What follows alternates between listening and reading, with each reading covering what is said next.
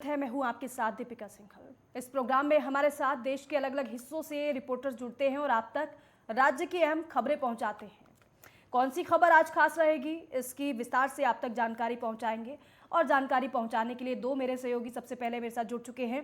छत्तीसगढ़ से अनिल नेताम और झारखंड रांची से सूरज मेरे सहयोगी जुड़ गए हैं। सबसे पहले सूरज का ही रुख करते हैं। सूरज, आज कौन कौन सी मुख्य खबरें, कौन कौन सी बड़ी खबरें रहने वाली हैं?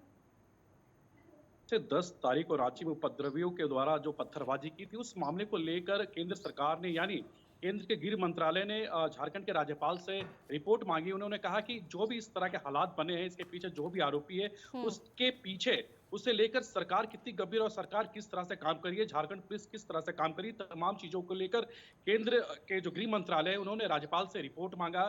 अब ये देख है ना कि राज्यपाल अपनी रिपोर्ट में क्या कुछ देते हैं, लेकिन ये कह सकते हैं कि जिस तरह से जो 10 तारीख को हिंसा हुई थी, इस मामले को लेकर राज्यपाल ने खुद झारखंड के डीजीपी नीरज सिन्हा और झारखंड के मुख्यमंत्री हेमंत सोरेन से उन्होंने जवाब तलब किया। उन्होंने कहा कि आखिरकार इस घटना के पीछे कितने लोगों की गिरफ्तारी हुई है और क्या कर रही है झारखंड पुलिस। तो इन तमाम चीजों को लेकर रांची पुलिस भी काफी अलर्ट है। आपने देखा कि 12 थानों में से अब 6 थानों में धारा 144 लगाई गई है, जिसमें कोतवाली थाना है, डेली मार्केट है, बहु बाजार, इन तमाम थानों में धारा 144 लगाई गई, जहां पर इस थाना के एरिया में 1 बजे से दोपहर 1 बजे से लेकर के शाम 5 बजे तक ही दुकान खोलने की आदेश जारी की है। यानी इससे पहले और 5 बजे के बाद यहाँ के लोग दुकान नहीं खोल सकते। यानी कह सकते हैं कि पूरी तरह से जो घटना हुई है, उस मामले को लेकर रांची पुलिस ने पूरी तरह से अपनी कंट्रोल में कर ली है और जितने भी उपद्रवियों हैं, उनके खिलाफ पुलिस की तरफ से छापेमारी की जा रही है। अब जी। तक दर्जनों उपद्रवियों को पुलिस ने गिरफ्तार कर लिया है। रांची में जितने भी लगे सीसीटीवी कैमरा है, उन तमाम सीसीटीवी कैमरा को खंगाला जा रहा है। हालांकि इस मामले को लेकर मुख्यमंत्री भी काफी गंभीर है। उन्होंने 2 सदस्यों को टीम यहाँ पे गठित की है जांच को लेकर, और फिलहाल जो सदस्य को बनाया गया इन तमाम चीजों को लेकर, उनके तरफ से काफी तरीके से, मतलब ये कह सकते हैं कि काफी कंट्रोल यहाँ पे देखा जा रहा है। और जिस तरह से 2 सदस्य जो टीम बनाए गए, उसे लेकर पुलिस के सूरज, तरफ से एक हो या बात फिर और, विभाग के क्योंकि तरफ से। कौन लोग थे वो जिन्होंने उपद्रव किया? क्या झारखंड के ही थे या फिर अन्य किसी राज्य से बुलाया गया था? और किसने बुलाया, इस तह तक क्या पहुंच पाई है पुलिस अभी? देखिए, पुलिस फिलहाल इस मामले को लेकर चुप्पी साधे हुए पुलिस ने कहा कि हमारी जो डिपार्टमेंट है या खुफिया विभाग है, वो अपने तरफ से इन्वेस्टिगेशन कर रही है। लेकिन इस मामले को लेकर जो सूत्र बता रहे हैं कि जो उपद्रवी थे, उनमें से कई ऐसे लोग थे जो यूपी के थे, यूपी राज्य के थे। और लेकिन इस मामले को लेकर पुलिस किसी तरह की बात सामने नहीं ला रही है, क्योंकि पुलिस जो अपनी काम जो कर रही है, वो बहुत गुप्त तरीके से कर रही है। लेकिन जो सूत्र बता रहे हैं कि लगभग 2 दर्जन से भी ज्यादा लोग पिछले 15 से 20 दिनों से रांची में ही अलग-अलग स्थानों पे रख इस तरह का माहौल क्रिएट कर रहे थे कि 10 तारीख को जो जुम्मे का नमाज अदा होगा, उसके बाद फिर अचानक इस तरह के भीड़ होना और पत्थरबाजी होना, गोली बिल्कुल। और सूरज, गोली बड़ा चलना सवाल तो पुलिस ये के। भी है कि अगर पहले से इस तरीके से इन्होंने रणनीति बना रखी थी तो पता कैसे नहीं चल पाया पुलिस को? किया था कि शांति पूर्वक ये लोग प्रोटेस्ट करेंगे और प्रोटेस्ट करने के बाद ये लोग वापस चले जाएंगे, नहीं तो लेकिन प्रोटेस्ट की अनुमति पुलिस ने दी थी?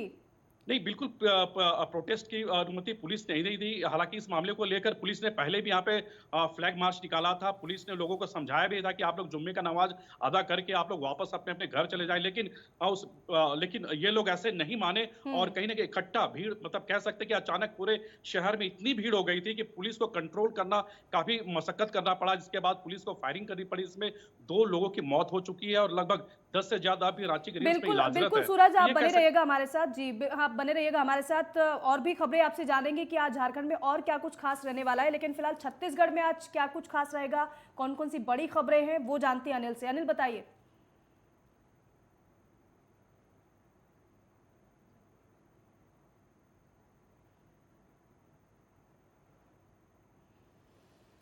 अनिल, मेरी आवाज पहुंच पा रही है आप तक?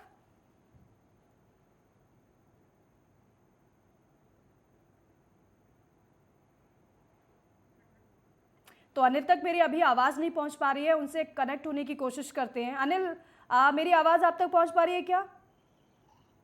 चलिए, तो अनिल से दोबारा कनेक्ट होने की कोशिश करेंगे। लेकिन फिलहाल आपको पंजाब में कौन कौन सी बड़ी खबरें रहेंगी वो आपको बताते हैं। ईशा ठाकुर मेरे सहयोगी हमारे साथ जुड़ गए हैं। ईशा, बताइएगा। ईशा, आप तक मेरी आवाज पहुंच रही है?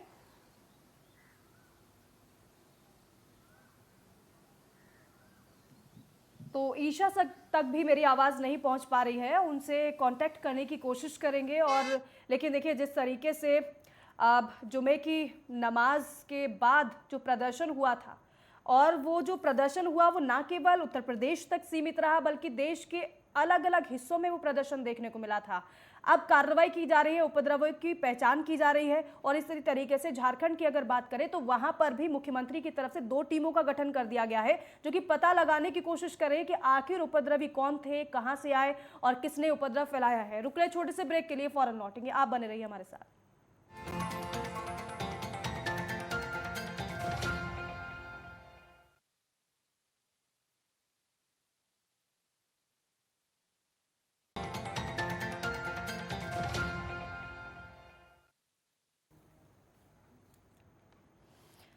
और ब्रेक के बाद स्वागत है आप सभी का रिपोर्टर्स लाइव में। मेरे तमाम सहयोगी मेरे साथ जुड़े हुए हैं, सभी का एक एक का रुख करेंगे और उस राज्य की खबरें आप तक पहुंचाएंगे। अब पंजाब का रुख करते हैं।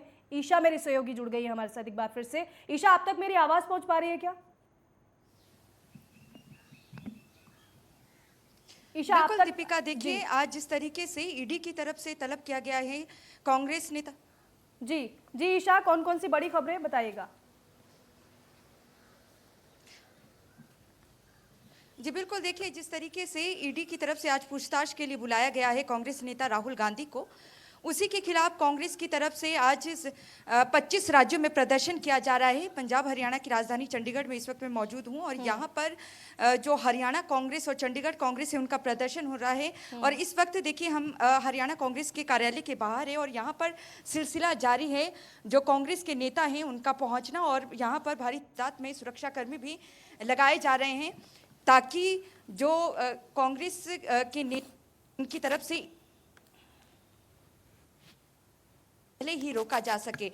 यहाँ पर कहीं ना कहीं यहाँ जो कांग्रेस है वो इस तरीके के यहाँ पर आरोप लगा रही है कि जो केंद्र सरकार है वो कहीं ना कहीं केंद्रीय एजेंसियों का दुरुपयोग करती है। लेकिन कांग्रेस की तरफ से आज हल्ला बोला जा रहा है और 11 बजे का समय है जब यहाँ से कूच किया जाएगा सेक्टर 18 में ईडी का कार्यालय है उसकी तरफ। तो ऐसे में यहाँ पर पुलिस की तरफ से भी पुख्ता प्रबंध किए गए हैं। एक बात और, क्योंकि अगर दिल्ली की बात की जाए, दिल्ली में तो परमिशन नहीं मिली है कांग्रेस के सत्याग्रह को। दिल्ली पुलिस ने पूरी तरीके से डबल बैरिकेडिंग भी की हुई है। लेकिन पंजाब की अगर बात करते हैं तो क्या पुलिस की तरफ से परमिशन दी गई है?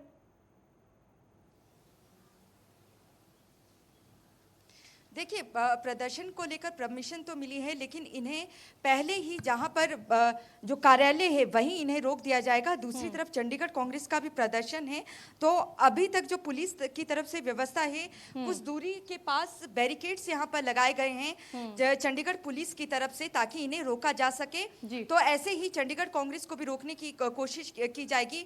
वाटर कैनन बाकायदा मंगा दिया गया है ताकि यहाँ पर जो कांग्रेस कार्यकर्ता हैं वो ईडी की तरफ कूच ना करें, जो ईडी कार्यालय वहां की तरफ। और यहाँ पर जो कांग्रेस के नेता हैं उनका इकट्ठे होना यहाँ पर सिलसिला जारी हो चुका है। तो कहीं ना कहीं जिस तरीके से राहुल गांधी से आज पूछताछ होगी, उसके बाद जो अंतरिम अध्यक्षा है सोनिया गांधी उन्हें भी बुलाया गया है। तो ऐसे में इस पूरे मसले को लेकर जो कांग्रेस है उनका कहना है कि वो सत्याग्रह की राह पर है और आज वो सड़कों पर इसलिए उतर रहे हैं क्योंकि केंद्र सरकार जो केंद्रीय एजेंसियां हैं उनका दुरुपयोग कर रही है। बहरहाल 11 बजे का समय है, राहुल गांधी को पहुंचना है ईडी कार्यालय। तो ऐसे में देखना ये होगा कि पूछताछ कितनी लंबी चलती है। इसके अलावा अगर दीपिका हम बात करें पंजाब की, पंजाब में जिस तरीके से कानून व्यवस्था को लेकर यहाँ पर कई सवाल खड़े हो रहे हैं आम आदमी पार्टी के खिलाफ। बीते कल हमने देखा दिन दहाड़े अमृतसर में हत्या हुई है और इससे पहले भी तड़के सुबह अमृतसर गोल्डन टेम्पल के बाहर एक दंपति को गोली मारी गई है जिसमें युवक की मौके पर मौत हो गई, लेकिन उसकी जो धर्मपत्नी है उसका इलाज इस वक्त चल रहा है। तो जिस तरीके से रोजाना यहाँ पर घटनाएं घट रही है पंजाब में, बिल्कुल ईशा, सिद्धू मूसेवाला हत्याकांड में एक और गिरफ्तारी हुई है। अभी तक कुल मिलाकर कितनी गिरफ्तारियां हो चुकी हैं? देखिए दीपिका, जो गिरफ्तारी हुई है उसमें भी जो मुख्य आरोपी है वो अभी तक गिरफ्त से बाहर है। 29 मई को सिद्धू मूसेवाला की हत्या कर दी गई थी। पुलिस की तरफ से पहले राउंड अप किया गया था कई लोगों को, लेकिन उसके पहले 8 गिरफ्तारी यहाँ पर दिखाई गई थी। और आज जिस तरीके से जो पुणे का गैंगस्टर है उसे गुजरात से अरेस्ट किया गया है, लेकिन यहाँ पर अभी भी संशय बरकरार है कि आखिरकार मुख्य आरोपी कौन है। ठीक है, यानी मुख्य कि इस आरोपी पूरे अभी तक हत्याकांड का नहीं मुख्य पकड़े गए सरगना हैं। अभी भी पुलिस के हाथों से, पुलिस की गिरफ्त से दूर है। ईशा, आप बने रहिएगा। अब उत्तराखंड में आज क्या कुछ खास रहेगा, कौन कौन सी बड़ी खबरें रहेंगी, ज्ञानेंद्र बताएंगे। ज्ञानेंद्र, बताइएगा।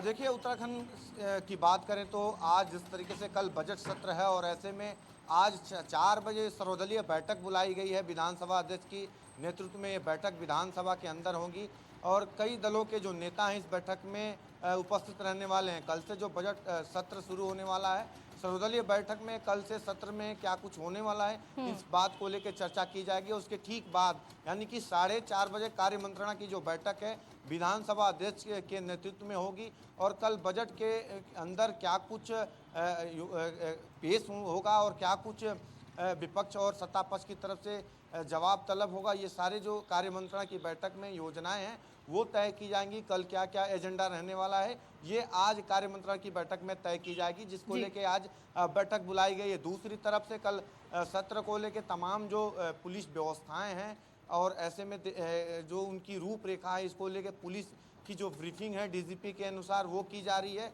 ताकि सत्र के दौरान जो 14 से 20 तारीख तक चलेगा पूरी जो व्यवस्थाएं हैं वो पहले से तैयार कर ली जाएं। और ऐसे में देखा जाए तो आज इसके अलावा दोपहर 1 बजे मुख्यमंत्री पुष्कर सिंह धामी विधानसभा पहुंचेंगे, जहां वो विधायकी की सदस्यता का शपथ जो है वो लेते हुए नजर आने वाले हैं। यानी देखा जाए तो पिछले दिनों उपचुनाव में मुख्यमंत्री पुष्कर सिंह धामी विधायक के रूप में भारी बहुमत से जीत हासिल की थी और अब आज 1 बजे वो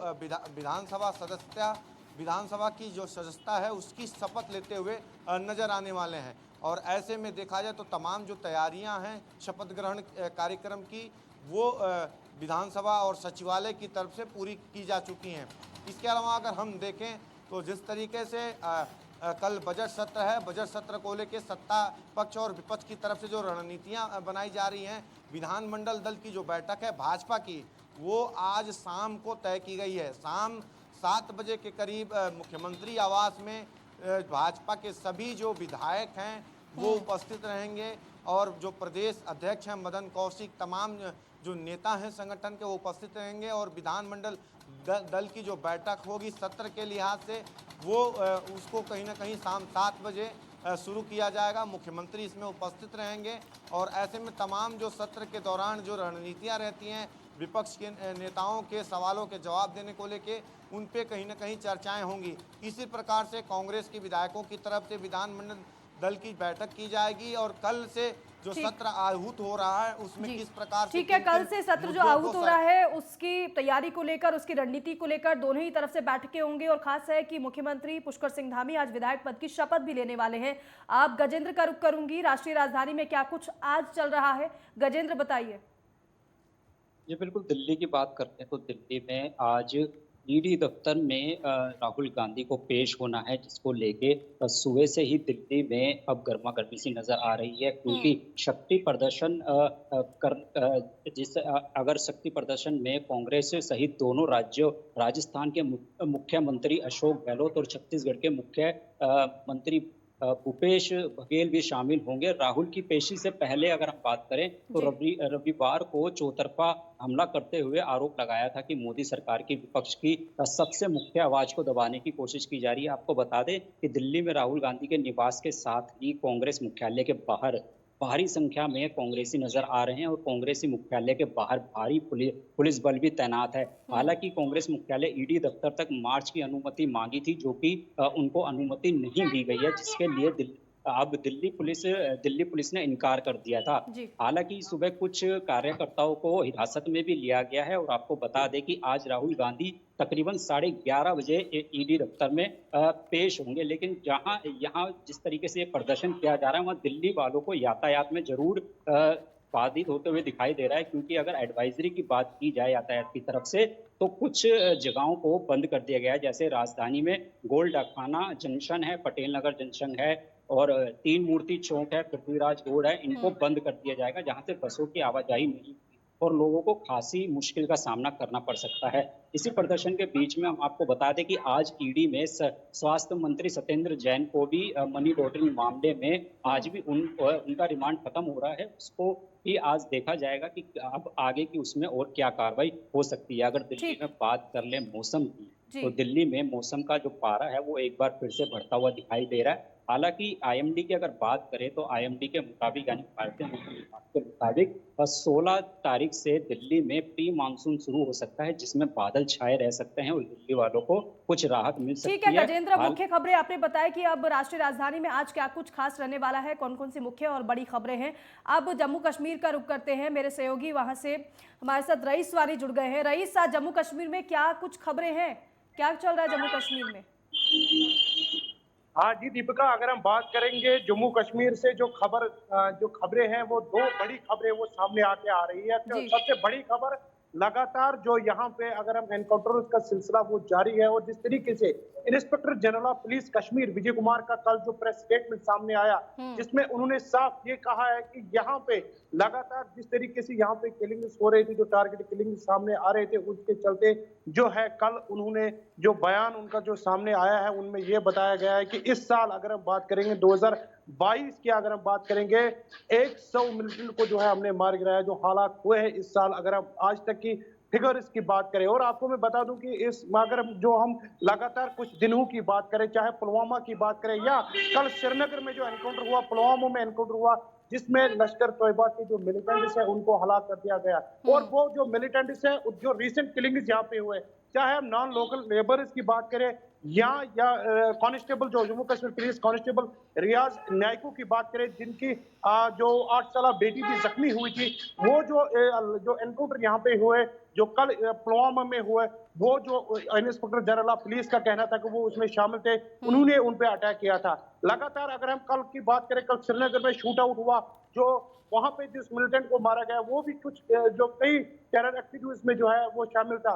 उसके साथ साथ मैं आपको बता दूं कि इस साल अगर हम फिर से मैं एक बार कहना चाहता हूं कि 100 मिलिटेंट को जो है वो इस साल मार गिरा है, जो आईजीपी का बयान है। और दूसरी खबर ये कि इंटरनेशनल बॉर्डर अर्निया सेक्टर की बात करेंगे, कल रात 9:30 बजे जो है वहां पे भी फायरिंग सुनने को मिली और इसके जवाबी कार्रवाई में बीएसएफ जो बॉर्डर सिक्योरिटी फोर्स है उन्होंने भी वहां पे फायरिंग की, और आज सुबह ही अगर हम 4 बजे ही वहां पे सर्च ऑपरेशन वहां पे लगाया गया था और अभी भी वहां पे सर्च ऑपरेशन वो जारी है कि जो फायरिंग कल रात को 9:30 बजे हुई वो किस साइड में हुई और उनको ढूंढने में सर्च ऑपरेशन वहां पे चल रहा है। ठीक। और तीसरी बड़ी खबर यह है कि धूप जो गर्मी जो है बढ़ती जा रही है और दूसरी तरफ यहाँ पे टूरिस्ट का जो ठीक है, सुरक्षा बलों का सर्च ऑपरेशन जारी है, आतंकियों को ढूंढ ढूंढ कर मार गिराया जा रहा है।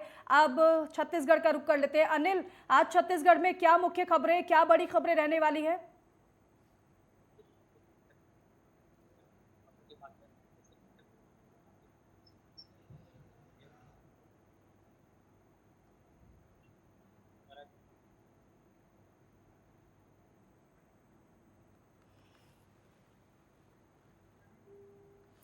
चलिए अनिल तक एक बार फिर से हमारी आवाज नहीं पहुंच पा रही है, एक बार फिर से ज्ञानेंद्र का रुख कर लेते हैं। ज्ञानेंद्र, और कुछ खास रहेगा उत्तराखंड में, और कोई खबरें जो आप बताना चाहें?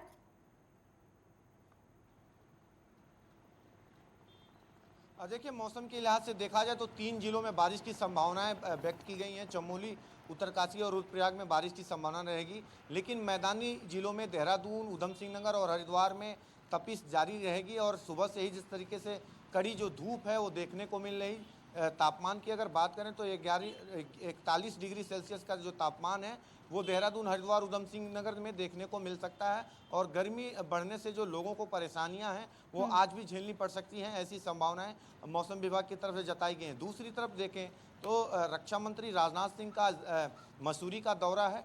आज सुबह 11 बजे वो मसूरी पहुंचने वाले हैं, जहां आईएएस एकेडमी में वो शिरकत करेंगे और तमाम जो प्रशिक्षु आईएएस अधिकारी हैं उनसे उनकी मुलाकात रहेगी। और ऐसे में तमाम विषयों पे जो चर्चाएं हैं वो ऐसे में कर सकते हैं। इसके अलावा देखा जाए तो जिस तरीके से आज राहुल गांधी के ईडी में पेश होने पे पूरे देश भर में कांग्रेस की तरफ से जो प्रदर्शन किए जा रहे हैं, उत्तराखंड में भी इसका असर देखने को मिलेगा। और जिस तरीके से कांग्रेस की तरफ से इसका विरोध किया जा रहा है, साफ तौर पे प्रधानमंत्री मोदी और भाजपा की सरकार पे उनकी तरफ से जो आरोप लगाए जा रहे हैं कि जानबूझ के ऐसा किया जा रहा है। ज्ञानेंद्र, क्योंकि और दिल्ली में ऐसे तो देखिए राजधानी जमावड़ा देहरादून कांग्रेस समेत कार्यकर्ताओं को सभी लग जिला चुका है, मुख्यालयों हालांकि में कहीं पुलिस ना आगे कहीं नहीं इसका बढ़ने जो दे रही है। प्रदर्शन पंजाब वो की बात करते हुए करें तो नजर वहां आएंगे। पर भी आप कांग्रेस की तरफ से खास तैयारी की गई, कांग्रेस के कार्यकर्ताओं की तरफ से, क्योंकि आप बता रहे हैं क्योंकि उत्तराखंड में भी इसका असर देखने को मिल सकता है। तो क्या कहीं कहीं पर कांग्रेस के कार्यकर्ता जुटने शुरू हो गए हैं?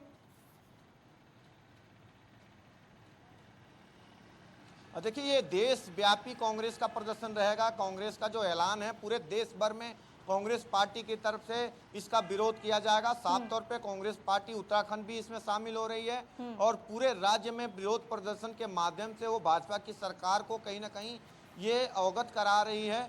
और ये कांग्रेस की तरफ से कहा जा रहा है कि भाजपा की सरकार, मोदी सरकार की तरफ से जानबूझकर इस तरह के जो हथकंडे अपनाए जा रहे हैं और राहुल गांधी को ईडी के शिकंजे में कहीं ना कहीं जकड़ने बिल्कुल का ठीक काम है। तो किया पूरे जा रहा है। और देश यही भर में आज कांग्रेस सत्याग्रह कर रही है और अपनी कहीं ना कहीं ताकत दिखाने की कोशिश भी है, लेकिन बहरहाल 11 बजे करीब राहुल गांधी की ईडी के सामने पेशी होगी, बयान दर्ज किया जाएगा राहुल गांधी का। आप सभी का बहुत बहुत शुक्रिया जानकारी और ये तमाम खबरें हमारे दर्शकों तक पहुंचाने के लिए। और इसी के साथ ही हमारे खास कार्यक्रम रिपोर्टर्स लाइव में बस इतना ही। आप देखते रहिए नेटवर्क 10। जय हिंद।